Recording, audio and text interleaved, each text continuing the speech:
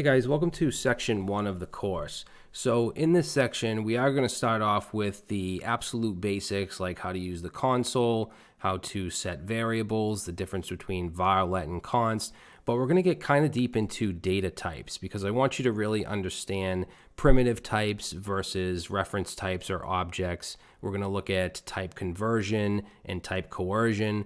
We're going to look at operators and even things like the math object and the date object, as well as different methods to use on strings and numbers and so on. So we're going to get to quite a bit in this first section. Now, before we get started, I just want to, in the next video, talk a little bit more about the JavaScript sandbox, which are the files or the resources for this course. So we'll look into that and then we'll get started. All right, guys, so before we start learning JavaScript, I just want to quickly talk about the JavaScript sandbox. When I do a course, I don't like to just type out the code and that's that. I want you guys to have resources with all the code in the course. So what I do is create something called the sandbox, which has a folder for each section, and in each section folder, you have a folder for each video with that code. Okay, so as you can see, I'm just starting out here. So I have my variables and data type section with the first video, which is going to be about the console. And then in that is just an index.html, which right now is empty, and a script.js, which is empty. Okay, now for the most part, most of the learning modules that aren't part of a project in the beginning are only going to need these two files. So you don't have to use the sandbox. You can create your own files. Now, in the downloads for this video, you will have the finished version of the sandbox, which of course is all the finished JavaScript. And then you'll have a starter version, which is going to be pretty much everything but the JavaScript. You'll have all the files and folders. You'll have the HTML, any CSS if we used any CSS, but the JavaScript will be empty. And if you want to use that starter package, you can, or like I said, you can create your own. So right now what I'm going to do in this console folder is just create a boilerplate. So I'll just do exclamation, and I'm just going to put console in the title. And I'm not going to create this in every video. I'm just showing you just for the beginning. And then since we're not dealing with, the DOM or anything yet, I'll just have an H1 in here that says, well, we'll put the name of the, say console, the name of the video. And then we just want to add a script tag. We can do script:/src, and we want to link in our script.js. Okay, so essentially at the beginning, all the videos will start like this in the HTML, and then we'll proceed in our JavaScript.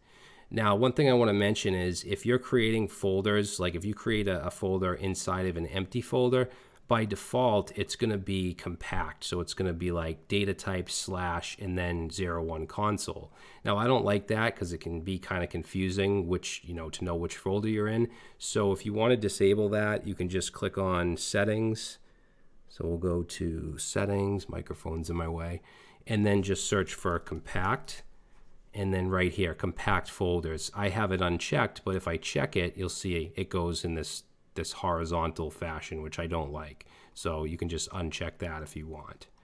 All right, so now that we have this set up, I'm just going to open this index.html with live server. And we have our script connected, so we don't even need that HTML anymore. And we'll just make this a little smaller. And now in the next video, we'll start to look at the JavaScript console. All right, guys, in this video, I want to go over the console in the browser because this is something that we'll be using throughout the entire course and you'll be using throughout your entire career as a front-end or full-stack web developer. Now, every browser, no matter which browser it is, I'm using Chrome, they all have what are called developer tools or dev tools. And in Chrome, you can go to the menu and you can go to more tools and then developer tools. Or you can, on Windows, I believe it's F12, you can toggle the dev tools, and then on a Mac you can do Command Option I. Now you'll see there's a bunch of tabs here. You're probably familiar with the Elements tab where you can highlight elements, you can see the CSS, you can even edit page elements. Of course, this is only on my machine. If I reload, it goes back, but you can do a lot with the Elements tab. But that's for HTML, CSS. The console is where we'll see all of our front-end JavaScript warnings and errors, and we can log things to the console, and that's what I want to get into in this video. Now, you can also go directly to the console with Command or Control. I think on Windows it's Control-Alt-J. I know on Mac it's Command Option J, and that will open, it'll go right to the console. Now, as I mentioned, this is where you're going to see your warnings and errors. For example, if I go into my script here and I just put in an A and I save that and it runs, we're going to see this reference error. It says A is not defined, shows me the line number and the file where it's coming from. All right, so very helpful with warnings and errors. And of course, we can log to the console from our script, which I'll show you in a second. But we can also type JavaScript right in here. So if I wanted to do an alert, I could execute that, and you'll see that, well, we get this alert with 1. Now, we're going to see undefined on the next line, because what this is if there's a result of the expression, then it will be put here. And there's no result to alert. We're just running an alert function. If I were to do, let's say, 1 plus 1, then it's going to show me 2. All right, I can also set variables. So let's say I wanted to set x to the value of 100, and we'll go over variables and data types and all that, but I can do that here as well. I get undefined because there's no result to that. If I were to do, let's say, x plus 10, then we're going to get 110 because x is equal to 100. Okay, I could use the date function if I wanted to get the date. So there's all types of stuff we can do here, but you're not going to do that very often, and maybe to do some testing and see if something is available on a DOM element or something like that, but it's not too often you'll type JavaScript in here. Now, to clear your console, there's a few things you can do. You can use the clear function, so clear with some parentheses, and that'll clear it. Also, you can do Command or Control L, that'll clear it up as well, or you can just reload the page. All right, so I'm going to come over here into my script, and I'm going to show you how we can log to the console in a couple different ways. Now, we do this with the console object. In fact, if we go over here and we type console in the console and hit enter, we're going to see the console object. Now, objects are common in just about every programming language, and you can think of them as they're an entity that have properties and methods. A property is like an attribute or a value, where a method is a function, something that does something. And you can see that these are actually all methods. They have an F next to them. They're functions, and functions are executed with parentheses. And don't worry if you don't understand that. We'll get into functions in a little bit. Now, there's quite a bit here, but don't let that overwhelm you, because you're only going to use maybe 5% of these. Most of the time, you're going to be using console log or console.log. So let's come over to our script. I'm actually going to reload the page just to clear that up. And let's look at console.log. Now, what this is console is an object. And remember, an object has properties and methods. A method is a function, so log is the method that I'm using. And to execute a function or a method, you have to use parentheses. So I'm executing the log method that's on the console object. And we use this dot syntax in JavaScript to access properties and methods. Okay, now we want to log something, so in here, in the method or in the function, we want to pass in an argument. So I'm going to pass in a number, let's say 100. And if I save that and it runs, you'll see that now in the console, we're seeing 100. Now, any piece of data in JavaScript, or really in any programming language, has a type. And this is the type of number. And I'm going to go over the data types in the video after the next one. So let's say we want to log a different type, like a string. So a string is just a string of characters. So a string has to be wrapped in either double quotes or single quotes. So I'll just say hello world. And I'll save that, and you'll see that will log the string. And notice they're different colors. So the number is purple, the string is white. Now, if you want to log more than one thing at the same time, you can do that as well. So let's say we want to log a number, we'll say 20, and then a string, and then let's say a Boolean, which is a true or false. So if I go ahead and save that, you'll see that it'll log those three things, those three values. Now, in many cases, or I'd say most cases, you're going to be logging variables or results to functions. It's not that often you'll log straight strings like that, unless it's like it worked or something, if you're running a function or something like that and you want to see if it worked. So let's just create a variable, and we'll get into variables more soon. But if I just set, let's say, x to the value of 100, then I can come down here and console.log x. And of course, that's going to give me 100. All right, now there is another extension that I don't think I mentioned, and that is, let's see, where is it? Right here, JavaScript ES6 code snippets. And it just gives you some convenient snippets, and one of which that I use quite a bit is CLG. So if I do CLG enter, it gives me a console log. So I'll use that quite a bit. There's also some other ones I use like try catch. You can do if statements, you know, and I don't usually use it for like if statements and stuff, but you will see me do CLG and maybe a few others. Now, in addition to log, we also have console.error. So I'll say just alert, and that'll log to the console, but you can see it has this red background, red border, and it also shows you the scope. So, I mean, it's up to you if you want to use it. I typically don't. I usually use console.log for everything. But remember, the console is for the developer. This isn't for the user. Users don't come to your website and open up the console. Now, in addition to alert, we also have console.warn. So I'll just say warning. If I save that, you'll see we get the yellow background. Pretty much the same thing, just a different color.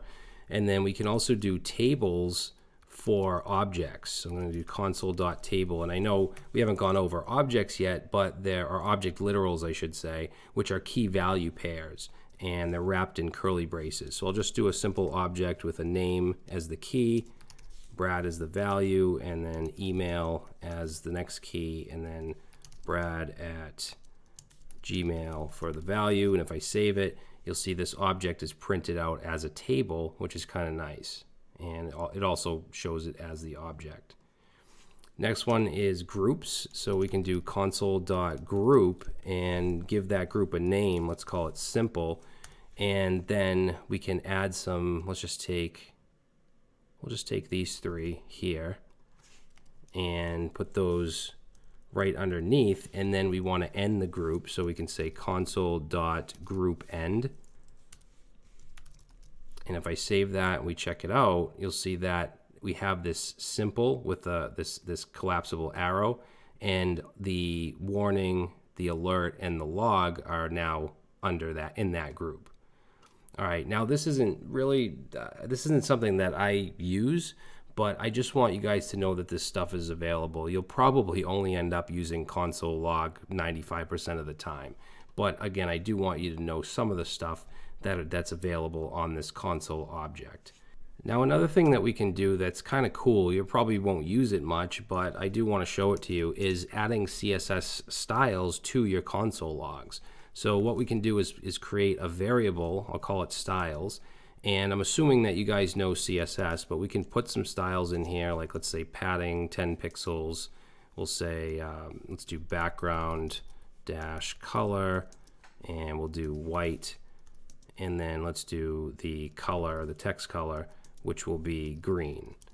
Okay, so we just have a variable with some CSS. Now what we can do is a console log, and I'll put a string in here of hello world. And the way that we apply the styles is at the beginning of the string, we can add a %C, and then as a second parameter, we can pass in our styles.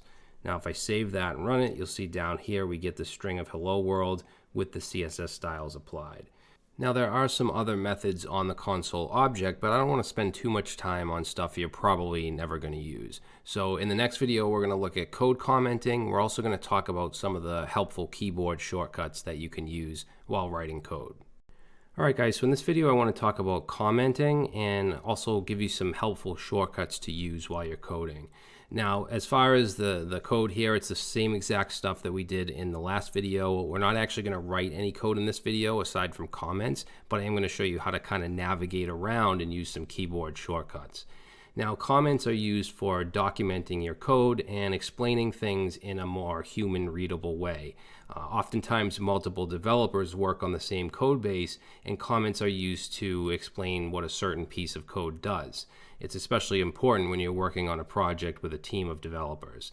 And comments are also used to disable code, so if you have code that you don't want to delete, but you also don't want to run, then you would comment that block of code out. You can even use commenting as like a to-do list for yourself or for other developers. So very helpful. And commenting in JavaScript is very simple. So I'm just going to go up to the top here, and we can just add double forward slashes, and this is a single line of code. So we'll say this is a single line of code. If I go on to the next line and start typing, you'll see it's not commented. All right, now in VS Code and in most text editors, if you just hit Command or Control and then forward slash, it'll put the double forward slash for you. You can toggle it. All right, also if you want to comment out a line of code that's already there, like let's say this one, you can go anywhere on the line and just hit Command or Control forward slash, and you can toggle it. Put it into a comment and toggle it. So if you want to toggle multiple lines of code, there's a few ways you can do it. What I usually do is go to either the beginning or the end, hold shift and hit up or down, depending on which code I want to highlight, and then I'll go ahead and do Command or Control forward slash, and it will comment all those lines out. But when you do that, every line has a comment on it.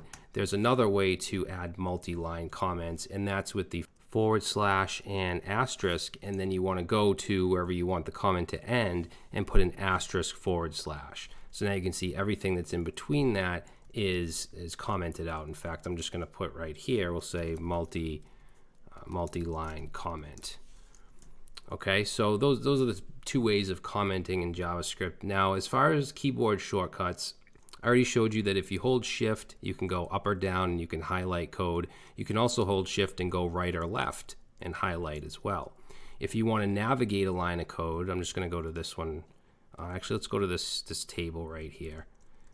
So if we go to this table and I hold down Command or Control and I hit right, the right arrow, it's going to go all the way over to the end of the line. If I hit left, it'll go to the beginning of the line. Okay, now if you want to go in between and you don't want to navigate every single character, you just hold Option or Alt on Windows. And you can see it'll go from this console to the end, the beginning of console to the end. If I hit right again, it goes to the end of table. Hit right again, it goes to the beginning of the object, and so on. Okay, so it's just a faster way to navigate across. Now you can also hold down Shift, and if you do Option or Alt, right or left, it'll just highlight, it'll go across faster, and you can highlight while you're doing that. And you can also hold shift and hold down Command or Control, and you can highlight from where you are over, either right or left.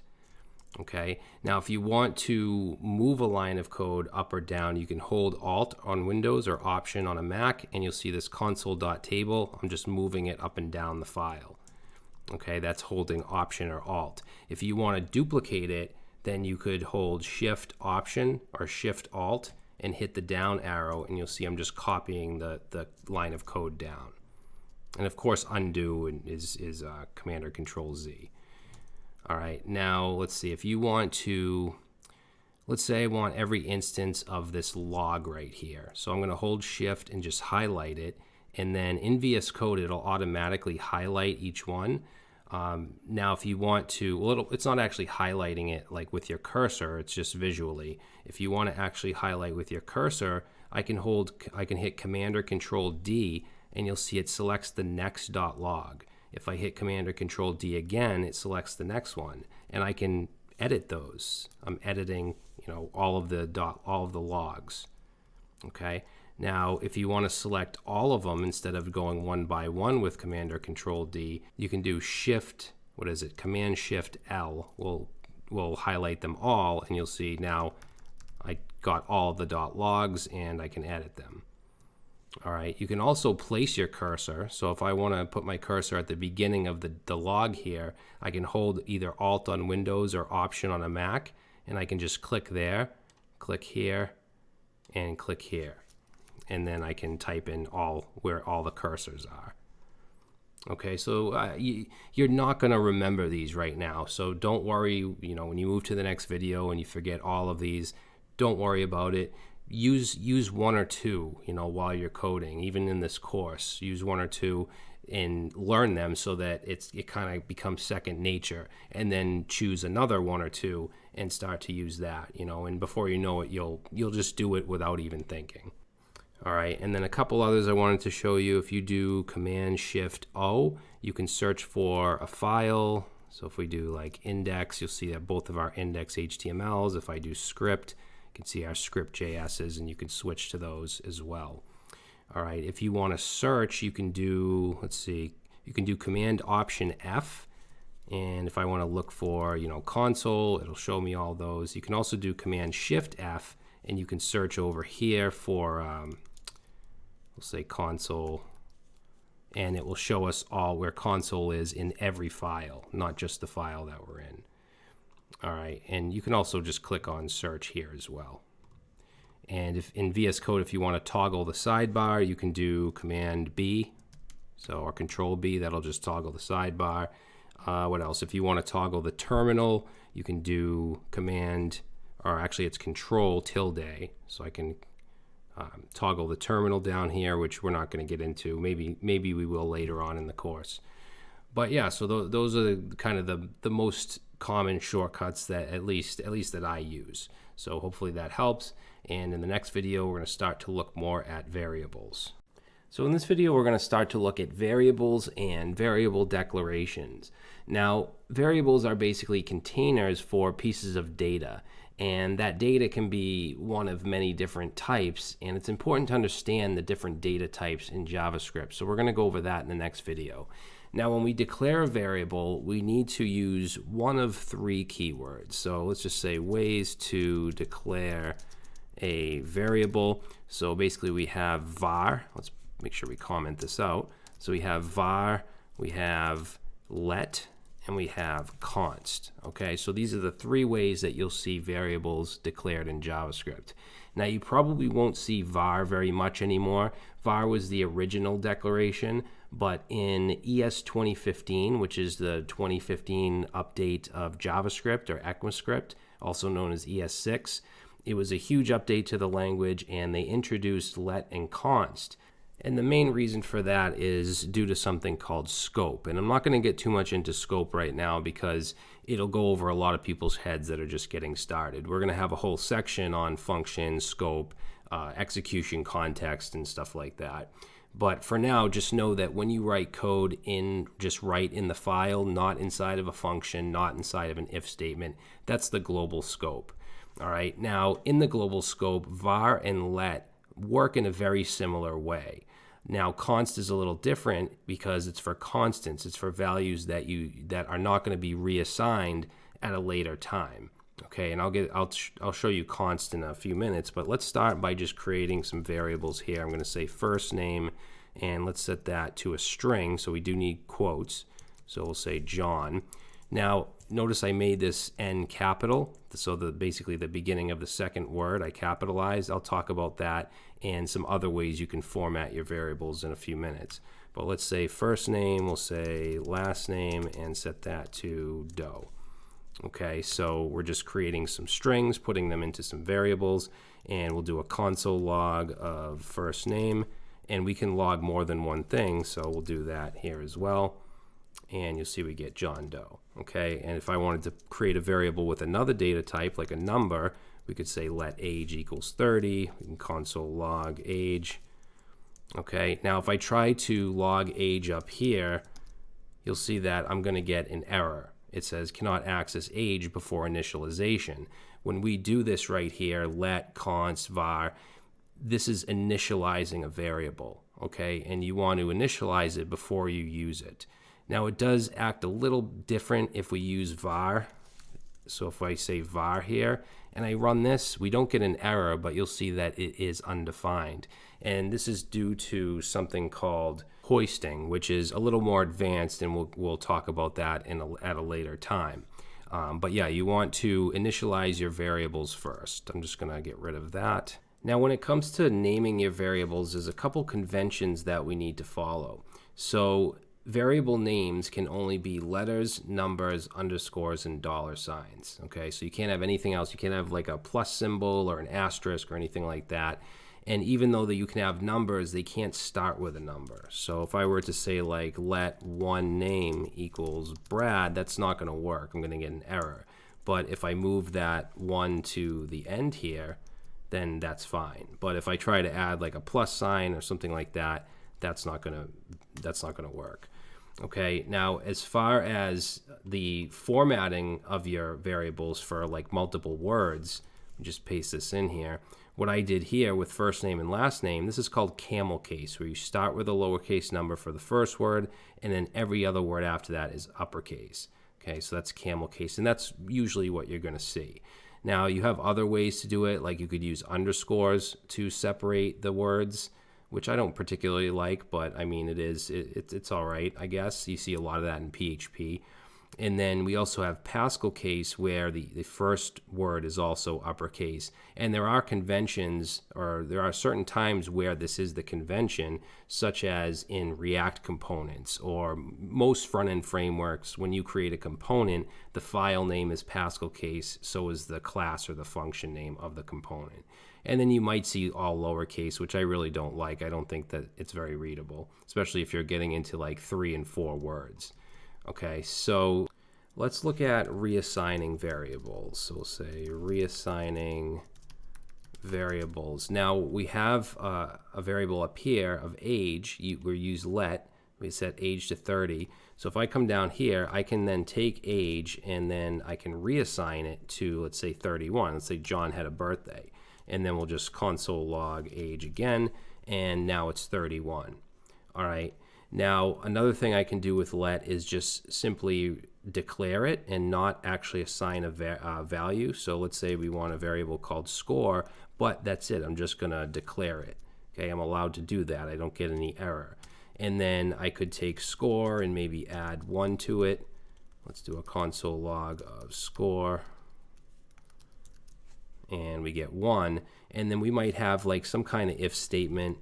I'll just put true in here so that this runs, and don't worry if you don't understand this, but let's say we have something happen where the score and gets added 1 again. We'll say it equals score plus 1, and then down here we'll console log again score, and now we get 2.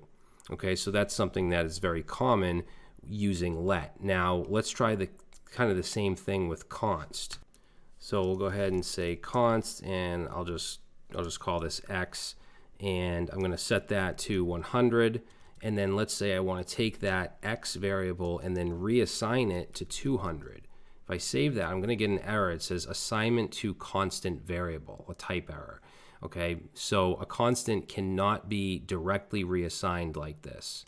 Another thing you can't do with const is just declare it and not initialize. So for instance, if I were to say, I already have score, so I'll say score 1. If I were to just do this, you'll see it's already giving me an error here. Const declarations must be initialized. If I save, I'm going to see the same error here. Okay, if this were a let, though, that I can do that. Okay, so just know that const can't be directly reassigned. Now, where a lot of people get confused is when you're using arrays or objects, things that are not primitive values. And I know I haven't gotten into that stuff yet, but I just want to show you a quick example that's pretty easy to understand. So if I use const and I have an array, right, and an array is just multiple values. So let's say 1, 2, 3, 4, all right. What I can't do is directly reassign by taking array and saying, well, let's do 1, 2, 3, 4, 5. If I do that, I'm going to get an error because I'm using the equal sign directly reassigning. But what I could do is with arrays, you have a bunch of methods such as push. And push is a method that will add on to the end. So what I could do is say array.push5, and then if I console log my array, that works. So I manipulated this array. I changed it from 1, 2, 3, 4 to 1, 2, 3, 4, 5 by simply using a method to push 5 onto the end.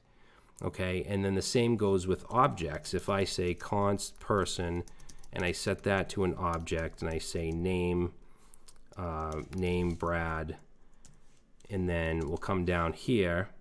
Now, if I were to just take person and directly reassignment, you guys know that's not going to work, but I could do person.name and set that equal to John, and that works because I'm not directly changing the variable. I'm changing a property or a key inside the variable, or not a key, but a value of a key. Okay, I could also do like person.email, and I could add on, let's say, brad@gmail. Okay, and then if I do a console log of the entire person object, you'll see I have name John and email Brad. Okay, so when people ask me, you know, what should I use, const, let, or both, or whatever, I say it's really preference. Now for me, I always use const unless I know I'm going to directly reassign something like this right here. Okay, now you're going to find that you don't do this very often. Okay, I shouldn't say that. I don't do this very often. We use a lot of the times we use objects and arrays, and using const with that is just fine because there's not too many, you know, you don't directly reassign this very often. You're going to do stuff like this. You're going to use methods, you know, you're going to assign properties and stuff like that. So that's my rules. I always use const unless I know it's something that I'm going to change, such as a score in a game. You know, you might add to that. But you probably, or what I would do is have it in an object and then just change that value. So I could use const in that case. So, I mean, you're going to find a lot of this stuff as preference. All right, now another thing that I just wanted to mention is we can declare multiple, let's say multiple values at once, or multiple variables. So I'll just go ahead and say, actually let's use let here. Let's say let, and I'll say ABC. So I could do that, right? I don't even have to assign it because I'm using let. And then I could also do like const. I can't just, I have to assign it, but I still can do multiple at once. So I could say like A, I can't do A because I just used it up there, but let's say D equals 10. I could put a comma and say E equals 20, and let's say F equals 30. Okay, and all of that is just fine. So if I console log D, down here, you're going to see we get 10. Now, I usually don't do this. I'll just use a semicolon and then just do const D, const E, const F. I just think it looks cleaner, but that's just, again, that's just preference. But you can assign, you know, multiple at the same time. And if you don't actually assign a value and you log it, what we're going to get is undefined. Okay, which is one of the data types, which is what we're going to talk about in the next video.